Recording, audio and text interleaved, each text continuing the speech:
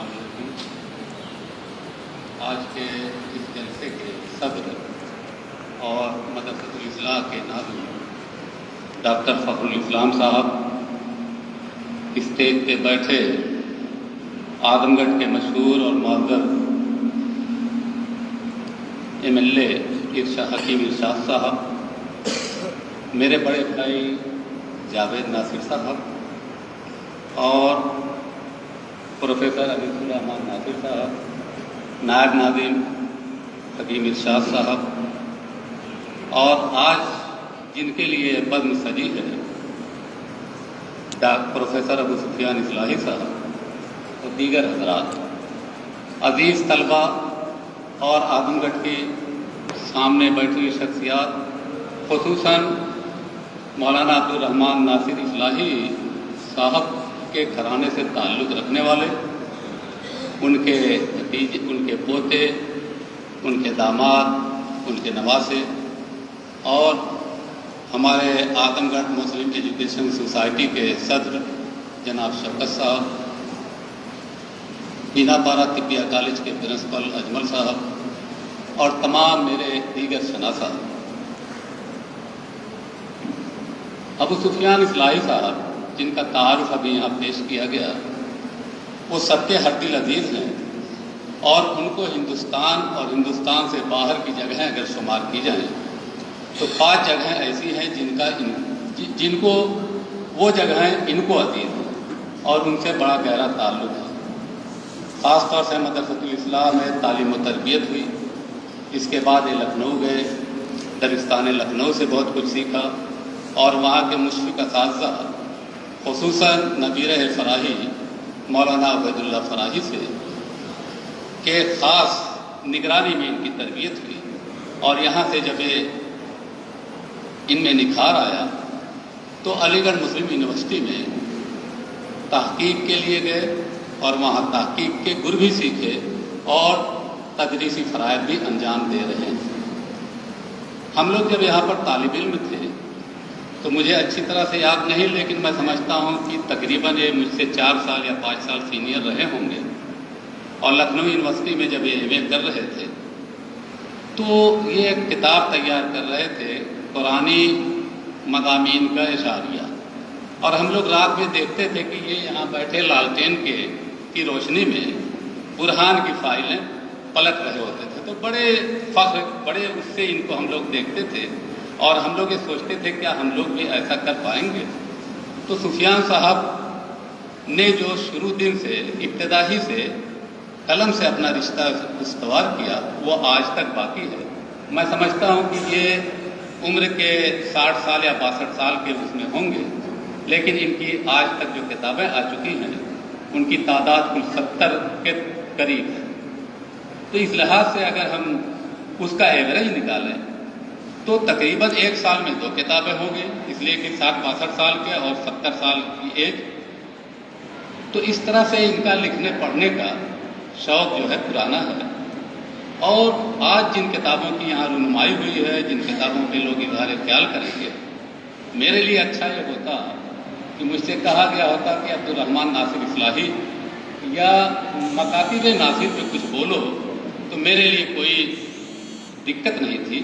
اس لیے کہ میں روز صبح شام دیکھتا تھا ناصر صاحب کو، وہ اپنے انداز میں جس طرح سے ہم لوگ کی تربیت کرتے تھے وہ آج بھی یاد ہے۔ ٹوپی سر پر نہیں ہے تو کہتے تھے ٹوپی، اتنے میں ٹوپی جیب سے نکل آتی تھی اور سر پہ ٹوپی نظر آتی تھی۔ تو یہ طریقہ تھا ان کا تربیت کا۔ کاش وہ تربیت کا طریقہ مدرسۃ الاصلاح میں، جو میری سمجھ سے اس طرح کا نہیں ہے، وہ آج پھر زندہ ہو جائے، تو اسی طرح کے ابو سفیان صاحب جیسے طالب علم نکلیں گے۔ تو ان کا 5 جگہوں سے تعلق، ایک تو مدرسۃ الاصلاح، دوسرے لکھنؤ، تیسرے مسلم یونیورسٹی، اور اس کے بعد پاکستان میں کراچی، اور کراچی کے علاوہ دوسرے جو جامعات ہیں ان جگہوں سے ان کا خاص تعلق ہے۔ تو لکھنؤ پر تو انہوں نے بہت کم لکھا ہے۔ میری نظر سے اگر لکھنؤ کو دیکھا جائے تو علی گڑھ کے مقابلے میں لکھنؤ کی 2 شخصیات میں ان کے مضمون میری نظر سے گزرے ہیں، اور ان میں ایک عبید اللہ فراہی صاحب اور ایک شاید رضوان علوی صاحب پر مضمون ہے۔ اس کے علاوہ لگتا ہے کہ لکھنؤ نے ان کو متاثر نہیں کیا، لیکن یہ متاثر ہوئے پاکستان سے اور متاثر ہوئے علی گڑھ سے، اور وہ سارا رنگ ان کی پوری شخصیت میں نظر آتا ہے۔ جہاں تک کتابوں کی بات ہے، ذرا وہ کتاب اور آکے علی گڑھ پر مجھ سے کہا گیا بولنے کو، اس کتاب کو میں نے اس سے پہلے دیکھا ہے، لیکن اتنی ضخیم کتاب میں نے واقعی آپ کے سامنے سچ کہتا ہوں کہ میں نے اس کا مطالعہ نہیں کیا۔ میں نے اس کی جو فہرست دیکھی، اس فہرست میں علی گڑھ کے پرو وائس چانسلر سعید احمد چھتاروی اور اس کے علاوہ وہاں کے 2 وائس چانسلر سید حامد صاحب جنہیں سالار ملت آپ نے کہا ہے، اس کے علاوہ محمود الرحمان صاحب جو وہاں کے وائس چانسلر تھے، اور ان کو انہوں نے اپنی نظروں سے دیکھا تھا وہ کس طرح سے کام کرتے تھے، علی گڑھ میں کس طرح سے انہوں نے کام کیا اور اپنے وائس چانسلری کے دور میں کیا کیا کارنامے انجام دیے، اس سب کا ذکر انہوں نے کیا ہے۔ میں سمجھتا ہوں کہ سید حامد صاحب کو انہوں نے وہاں علی گڑھ میں نہیں دیکھا تھا، اس لیے کہ جب یہ علی گڑھ پہنچے ہیں تو سید حامد صاحب کا ٹینیور ختم ہو چکا تھا، تو اس لیے سید صاحب کو انہوں نے درد مندان ملت کے نام سے پکارا ہے، اور واقعی تعلیم کے سلسلے میں اور مسلمانوں کو جو پسماندہ مسلمان تھے ان کو تعلیم کی طرف لے جانے میں جو سید حامد صاحب نے کام کیا ہے اس سب کا ذکر انہوں نے کیا ہے۔ اس کے علاوہ اس کتاب میں ایک ہیڈنگ انہوں نے ڈالی ہے، آیان علی گڑھ۔ آیان علی گڑھ میں انہوں نے مشتاق لطفی، مختار مسعود اور اسی طرح سے محمد ذاکر علی خان اور پروفیسر ایس ایم شفیع،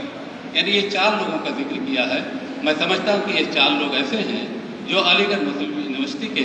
قدیم طلبہ میں بہت ہی مشہور، بہت ہی نامور ہیں، اور ہندوستان سے نکل کر پاکستان میں انہوں نے علی گڑھ کی روایات کو، علی گڑھ کی جو تعلیمی سلسلہ تھا اس کو جاری رکھنے میں اپنا نمایاں کردار ادا کیا ہے۔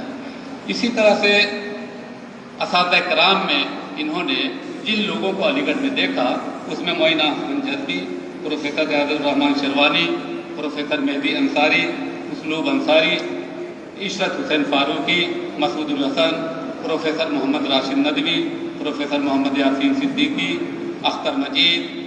اصغر عباس، پروفیسر الطاف آدمی، پروفیسر محمد زاہد، صغیر ابراہیم اور معظم علی خان معظم۔ میں سمجھتا ہوں کہ جو اتنی بڑی لسٹ ہے، اس لسٹ میں یہ اور نام جوڑ سکتے تھے، اس لیے کہ یہ جتنے نام ہیں ان میں سے صرف باقاعدہ ان کے استاد ہیں کون؟ محمد راشد ندوی۔ ان کے شخصیت کے نکھار میں، ان کو علمی لحاظ سے بلندی عطا کرنے میں اور ان کو قلم اور کتاب سے ان کا رشتہ جوڑنے میں اعظم گڑھ کی جن شخصیات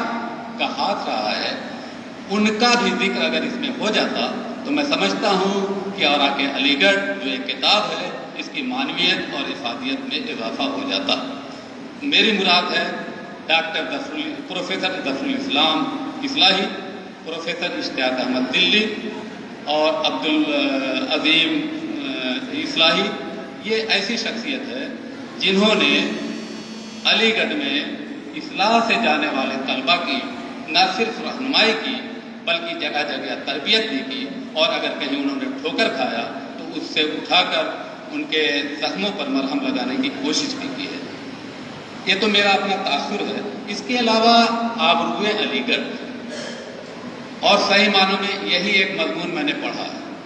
آبروئے علی گڑھ میں انہوں نے اردو گھر کا ذکر کیا ہے۔ اردو گھر کا تعلق سیدھا سلطانپور سے ہے، اور سیدھا سلطانپور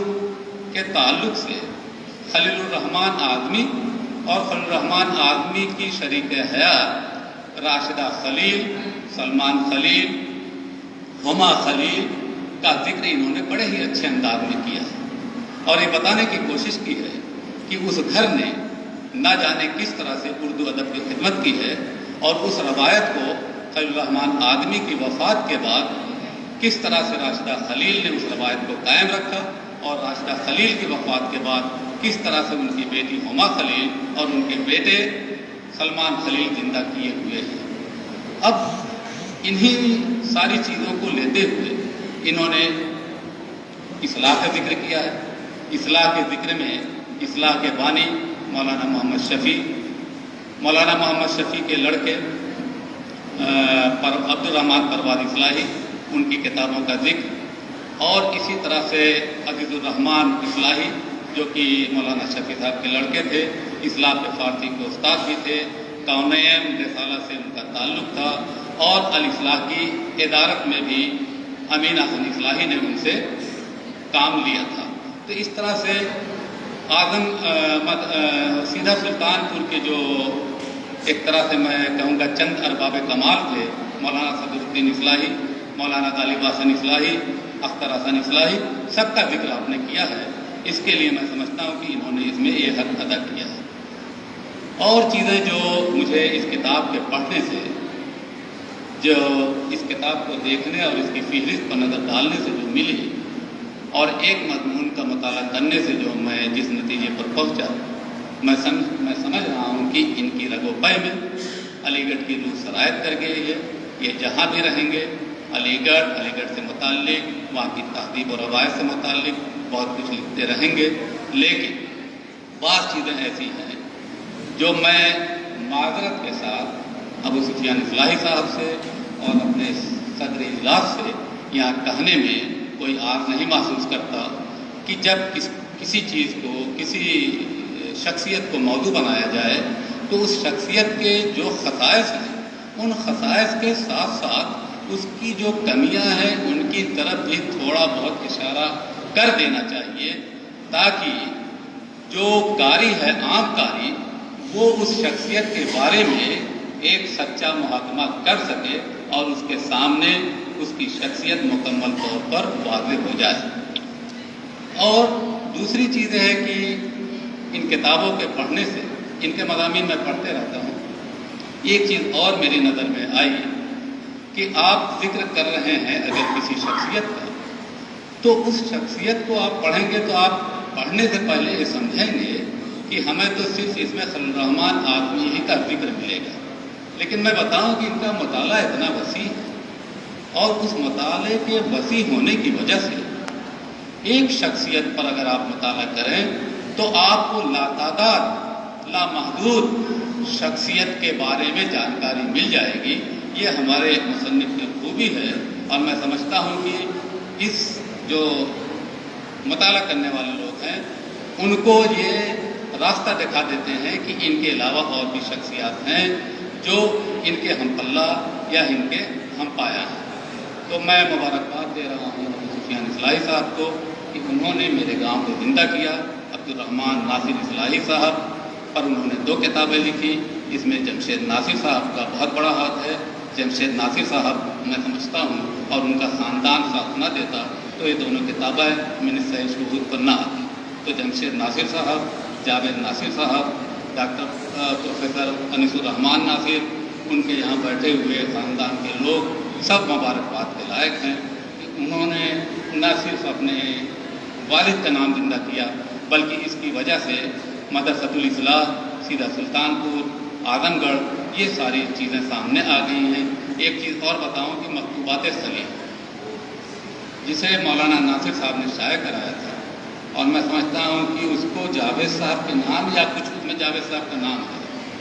وہ کتاب مکتوبات خلیل جب علی گڑھ میں پہنچی تو علی گڑھ کے جو اردو کے مصنفین تھے، اردو ادب سے جن کا تعلق تھا، جو خلیل الرحمن آدمی کی صرف ایک جہت کو جانتے تھے، انہوں نے کمنٹ کیا ہے، انہوں نے لکھا ہے، جو اپنا تبصرہ کیا ہے کہ اس مکتوبات خلیل سے خلیل الرحمن آدمی کی ادبی جہاد کے کئی نکات لوگوں کے سامنے آئے اور اس سے لکھنے والوں کو بہت فائدہ ہوا. تو اس لیے میں سمجھتا ہوں کہ عبد الرحمن ناصر اصلاحی صاحب نے مکتوبات خلیل کو شائع کرا کے جو خدمات انجام دی، اس میں خلیل الرحمن آدمی کے نام کو روشن کرنے میں جہاں اور لوگوں کا ہاتھ ہے، وہیں عبد الرحمن ناصر اصلاحی صاحب کا. عبد الرحمن ناصر اصلاحی صاحب معمولی شخصیت نہیں، مدرسۃ الاصلاح پر انہوں نے خدمات انجام دی اور مرتے تا حیات وہ یہاں سے وابستہ رہے. وہ اگر جامعہ ملیہ اسلامیہ چھوڑ کر نہ آتے تو تو ان کا نام بھی اسی طرح سے لیا جاتا جس طرح سے صدر الدین اصلاحی کا یا خلیل الرحمان آدمی کا لیا جاتا ہے۔ وہ زمینداری کے چکر میں ان کے گھر پر کوئی نہیں تھا، اس کی دیکھ ریکھ کے لیے چلے آئے۔ اس کا ذکر خلیل الرحمان آدمی نے اپنے مکتوب میں کیا ہے کہ عبد الرحمان ناصر اصلاحی نے زمین کے چکر میں پڑھ کر اپنی تمام جو صلاحیت تھی اس کو ختم کر دیا ہے۔ تو یہ سچ ہے کہ ناصر صاحب کے اندر صلاحیت بہت تھی، اور اس صلاحیت کو اگر جلا ملتی، ان کو پلیٹ فارم ملا ہوتا، وہ اعظم گڑھ کے علاوہ کسی بڑے شہر میں رہے ہوتے، تو ایک بہت بڑے ادیب اور نامور اصلاحی کے نام سے جانے جاتے۔ پھر بھی ان کا رتبہ کم نہیں ہے، اس لیے کہ بہت سی کتابیں انہوں نے ترتیب دی ہیں، اور ان سب کو زندہ کر دیا ابو سفیان اصلاحی صاحب نے۔ میں ابو سفیان اصلاحی صاحب کو مبارکباد دیتا ہوں، اور اگر موقع ملا تو انشاءاللہ پھر اور باتیں ہوں گی، اس لیے کہ ٹائم کم ہے، بہت سارے لوگ